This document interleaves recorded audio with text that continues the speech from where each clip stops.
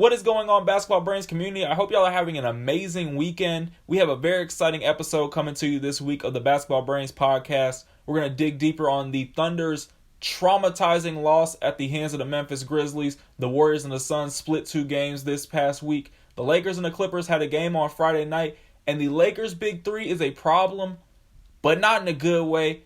All that and more coming to you on this episode of the Basketball Brains podcast.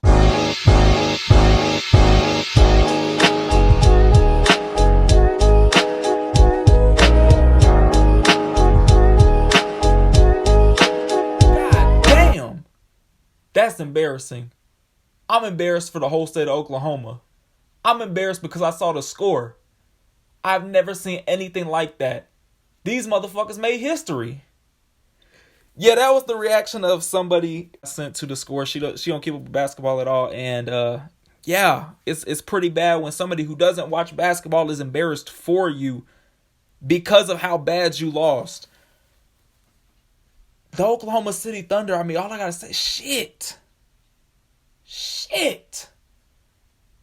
I'm glad y'all played that game in Memphis, because if you played that game in Oklahoma City, I really hope y'all paid all the fans back. I don't mean refunds. I mean giving them a stimulus check for how bad that game was.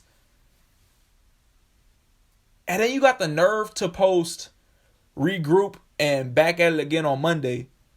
No, you need to retreat and go back to Seattle by Monday. You need to get out. You need to be evicted. That y'all had YMCA kids playing with the Memphis Grizzlies. I mean, I've seen Make-A-Wish stuff before, but I thought you let the kids win. What was that? That was traumatic. The Thunder lose by 73 points. They lose 152-79, and after the first quarter, this game was never close. If you take out the first quarter, the game would have been 121-63. The Grizzlies didn't even have Ja Morant. Their best player, they didn't even have him. This is stressing me out looking at it, because I saw the 2016 76ers. I saw the 2012 Charlotte Bobcats. I've seen teams play terribly, but I've never seen anything like this. I mean, why did you even show up in Memphis? Y'all need to withhold the entire check from each player. I don't care what they scored. I don't care what their stats look like. You need to withhold their entire check until the next time they win. And with how bad the Thunder are, I don't know if they're going to win again. They might end up being worse than the Charlotte Bobcats or the Sixers back in 2016. And for people that think that I'm over-exaggerating about how bad this was, I looked into it some more for y'all just so I could let you know how bad the Thunder struggled. And honestly, struggle might be nice, because there was only 3 Memphis Grizzlies players out of the 12 that played that didn't score over 10 points. And they were close to scoring over 10 points too. Each one of them. I think the lowest was 8. So one layup, they had 10. The Memphis Grizzlies shot 63% on 96 shots. And if you don't think that's bad, you're like, I don't see the big deal. Normal blowouts, teams will have, maybe they'll be shooting around 53%. That's a normal blowout. The Grizzlies shot 63%. From 3, they shot 53%. And I get really big into technicalities like rebounding and turnovers. It's important. Look at this stat. The Memphis Grizzlies, 53 rebounds. Oklahoma City has 26. The Thunder had 19 turnovers, which honestly surprised me when I saw the score. The Grizzlies had 10. Oh, and that's not the worst part. In the second quarter alone, where this game really turned, the second quarter alone, with 9 minutes left, 9 even, the Memphis Grizzlies were up by 11. It was 34-23. They went into the half. It was 72-36. If y'all are letting guys play like that, then I mean, honestly, the average Oklahoma City fan should have a contract. Because what was that? 9 minutes left. The Memphis Grizzlies only missed 2 shots from 9 minutes left to halftime. 2 shots. The whole second quarter, the Memphis Grizzlies missed as many shots as the Thunder made. I don't have too much more to say on this topic, but this is so embarrassing that I really believe that Oklahoma City needs to get out. They should not play. They should go back to COVID. They need to cancel their games. They need to leave the Chesapeake Bay Arena. They need to get out. I don't want to see another Thunder jersey ever again in my life. Ever. I can't believe a few years ago they had Kevin Durant, Russell Westbrook, and we thought they might win a title. This is only like 5 years ago. 4 or 5 years ago. We thought they might be title contenders. And now they're losing by 73 points. The Thunder need to get out. That's all I got to say about this. They need to leave the entire state. It's for the best. Go play in Nebraska. Go play in Wyoming. You don't deserve fans after this game. I hope all the Thunder fans burn their jerseys because it was so abysmal. It was appalling. It was god awful. Oh my God. That's all I got to say about this. We got to move on to the next topic. This is stressing me out. All right, on to our next topic as I try to forget that Oklahoma City loss. The Warriors Suns, 2 best teams in the NBA. They split 2 games, 1-1. Phoenix won in Phoenix. The Warriors won in San Francisco. The Suns take game 1, 104-96. The Warriors had 22 turnovers. Steph shot abysmally, 4 for 21. Honestly, nothing really went right for the Warriors. But at the same time, you got to give credit to Phoenix. DeAndre Ayton had a double-double with 24 points and 11 rebounds. CP3 had a double-double with 15 points and 11 assists. The bench played really good. The defense was incredible from Phoenix. On the gloomier side of things, Devin Booker did get hurt. It was a hamstring injury. Kept him out of Friday night's game against the Warriors in San Francisco. And honestly, this game, though, give credit to the Suns because they looked like a championship caliber team. They played incredibly. I think a lot of people thought Golden State would come in there and just beat the brakes off of them, or not even just beat the brakes off them, but just beat them. But Phoenix held up. They beat Golden State. They took the West for that game.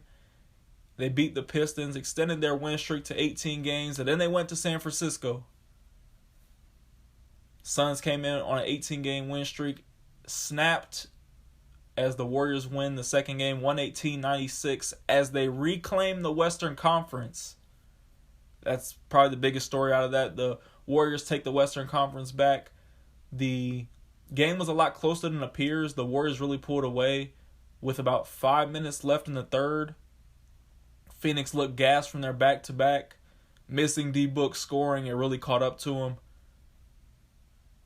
And this game wasn't like Steph went off. I thought Steph would have a bigger game than he did. I thought he would bounce back and have 30. He had 23, shooting 8 for 20. Honestly, Steph wasn't even the biggest story of this game. In complete honesty, he was not the biggest story. Gary Payton coming off the bench had a great night. 19 points, 5 rebounds for him. But the story of the game, Juan Toscano Anderson, probably the biggest night of his career so far. 17 points, 5 rebounds, 5 assists, and the 2 biggest plays of the game, him dunking all over JaVale McGee and that wild and one. Juan Toscano Anderson, that had to be his coming out party. He's a really talented player. And I knew about him before, but I didn't know he was a capable player like he showed Friday night against the Suns. He played so good I had to look up his first name. I didn't even know his first name. I knew who he was, but I didn't know that much about him. He played incredible. If you watch the game, Juan Toscano Anderson was all over that game. Good for him, and I hope, honestly, we see more of him. The Warriors had a great team game, and we talked about this on the YouTube video I had. The Warriors, when they keep their turnovers down, they win by a lot. Now, Phoenix was gassed. They were missing Devin Booker, but the Warriors still won by 22. They had 16 turnovers, and I said normally if they keep it under 20, they blow teams out. I think the number was 17. That's about if they keep it under there, the Warriors win by a lot most times. The Warriors defense played great. Phoenix was held to 38% shooting on 81 shots, 36% from 3, which isn't too bad. The rebounding category was very, very far apart. The Warriors won that 51-38, taking the rebound battle. They look like the two best teams in the NBA. It gets me excited for that Christmas Day game. That's the next time they play in Phoenix. Devin Booker will be back. Klay Thompson presumably might be back for that game. So I think that's going to be probably the most exciting game on that Christmas Day slate. I can't wait for it. They're the best two teams in the NBA. And I know what the score looked like, but do not let the score fool you. The Phoenix Suns are a legit team. They play really well. Tonight just wasn't their night. And Golden State, again, takes back the West. The Phoenix Suns half a game behind.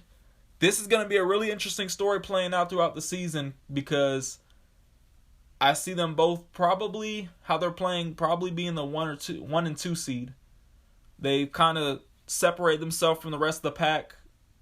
I know that it's pretty early and a lot can go on. The Utah Jazz, I believe, are in third. They're about 4 games behind.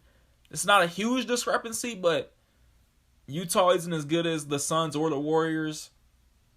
I think they're going to be the two juggernauts coming out of the West, and hopefully they match up in the playoffs. All going well. I would love to see this because honestly, it might be better than the NBA Finals. As the East is a dogfight right now, no team's really solidifying themselves in the East.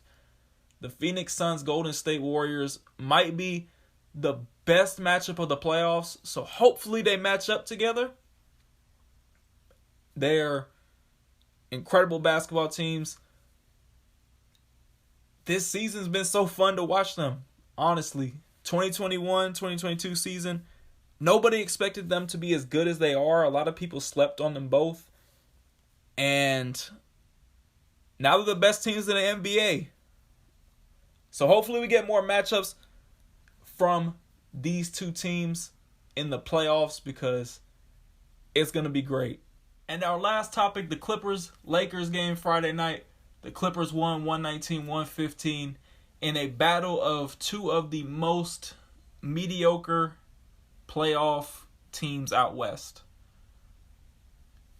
The Clippers play really good team basketball. That ended up getting them the win. However, there are a lot of guys on the Lakers that did not play that I think that if they would have played, the Lakers may have been able to win.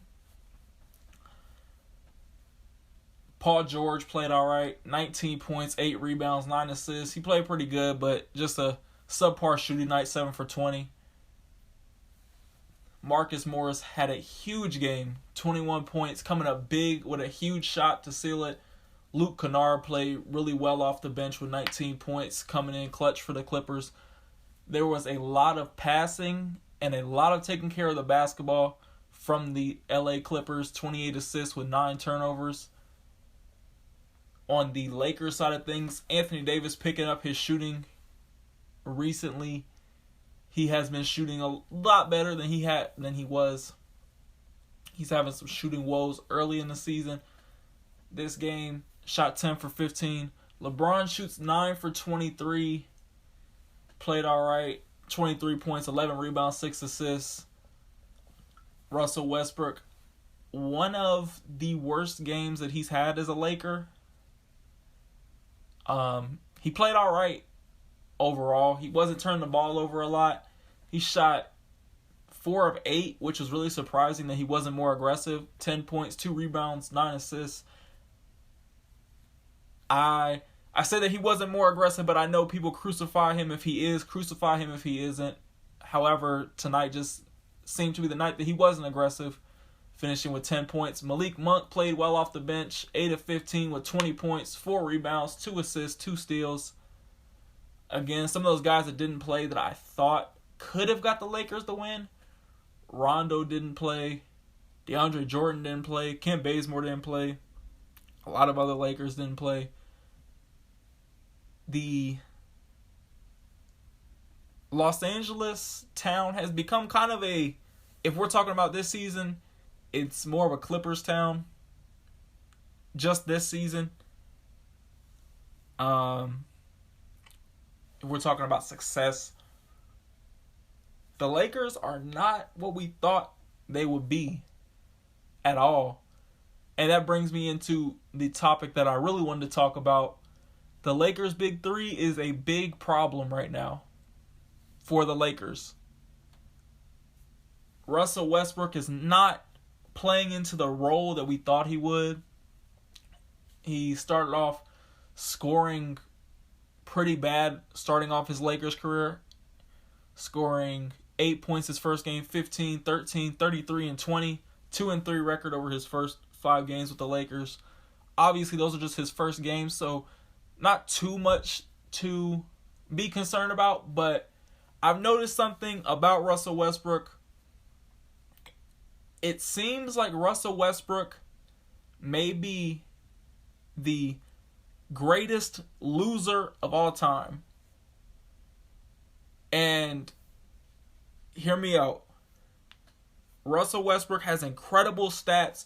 He plays phenomenal. He is a great player.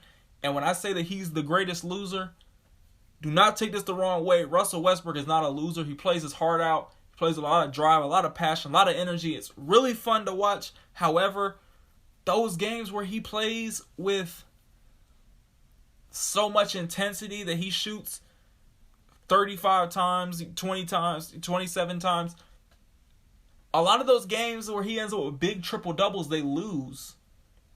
You see it dating back to his time in OKC. Russell Westbrook gets empty stats a lot of the times. And I don't think that Russell Westbrook's a bad player at all. I don't think that he's going to win a championship how he plays. He doesn't. Russell Westbrook can win you regular season games, but in the playoffs, Russell Westbrook cannot win you a series. With triple-doubles this season, looking at a few triple-doubles he had, a loss to OKC, that was the 27-point loss they had where they lost a huge lead. They won against Charlotte. They won against Miami. They lost against New York. They lost against the Kings for a 2-3 record while Russ has a triple-double. I don't think his style of play is benefiting the Lakers. I don't think it's entirely his fault as the Lakers as a whole. The big three isn't holding up to what we thought they would be. AD's having trouble, especially early on in the season, shooting. He had poor shooting games. Some examples, 7 for 14, 15%, 50%, but, AD needs to shoot the ball more than 14 times. 7 for 17, 10 for 23, 9 for 22. Anthony Davis wasn't getting it done early. Played a lot better against the Clippers. I think he had 27 points, 10 rebounds. LeBron's battling injuries. He's only played half of the Lakers' games. They are 12-12 in the season. He's played in half of their games. Games that LeBron has played in, the Lakers are 7-5, which I thought was really surprising. But when I look at it, the teams they're winning against, it's not at all what we expected. It's not who they should be. It's not what they should be doing. They squeak by under 500 teams like the Pistons, the Pacers, the Rockets. Looking at those three matchups, they beat the Pistons twice by a total of 9 points in both games. The Pistons are 4-18. They beat the Rockets by a total of 12 points. And honestly, if the one game they had played, they had lost by 2. If they had drawn up a better play than Kevin Porter just throwing up a step back 3, I think the Rockets could have won one of those games. The Rockets are 6 of 16 on the season. The Pacers, they beat by 8. The sub 500 Pacers as well, 9 of 16. I think that this big three isn't working out. I think that we hyped it up a lot. I don't think it's entirely on the big three, though. I think that they do not have the unit as a whole to get it done. I don't like the cast around them. However, these are the big three. These are the guys we're going to point to and say, you should be winning games. We're not going to point to Kent Bazemore or DeAndre Jordan or Rajon Rondo. We're not going to point to them and say, you're the reason we're not winning games. We're going to point to Russell Westbrook, LeBron, AD. I think that this was a failed experiment. I think that it looks really good on paper because of the names and because of the market. Because it's AD, it's Russ, it's Bron in LA for the Lakers. Everyone got excited. Everyone got behind it in a way. But I think that this is a failed experiment. I think the Lakers would have been better off getting other guys besides Russ that would have fit in better with the team. That may not have been guys getting triple doubles. That may not have been getting 45, 30, 27 a night. However, they contribute in other ways that better fits around AD and LeBron. I think that they're sharing the ball a lot more than any of them really like to. LeBron's very ball dominant. Russell Westbrook's ball dominant.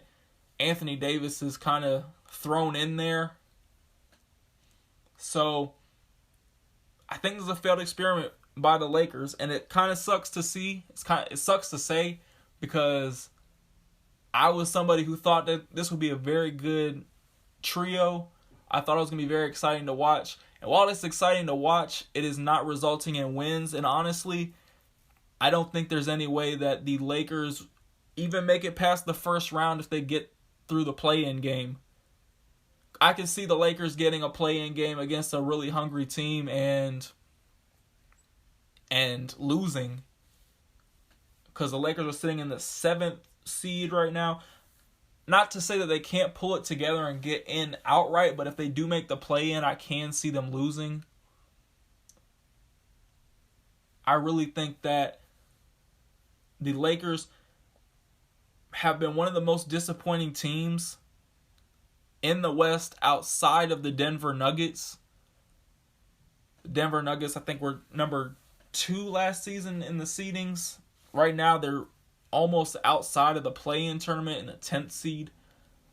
However, that's what I feel about it. I think it's a failed experiment so far. Could I be wrong? Could they turn it around and play great and get into the playoffs outright? Yes. However, I still don't see them winning a first-round series against a good quality team.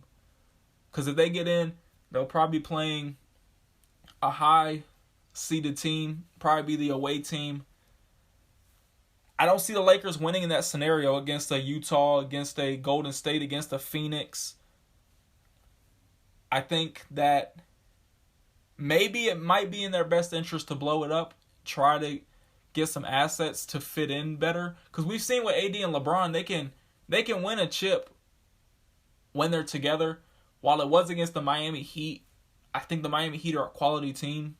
I don't think they were set up to compete in the 2020 finals with the Lakers. But, however, that's no discredit to them winning a championship. They did win a championship together. I think that it's probably, again, in their best interest to blow it up. So, that's all I got on the subject. This has been the Basketball Brains Podcast. Thank you for listening. I hope y'all have a great weekend. I hope you enjoy it. Stay safe. And until next time, thank you for listening to this edition of the Basketball Brains Podcast. Episodes come out on Sundays. Link will be in the description below to our Spotify. Give it a follow to keep up with all the latest podcasts we are dropping out. Subscribe to the channel if you haven't. Follow us on Instagram at the Basketball Brains Podcast. TBB.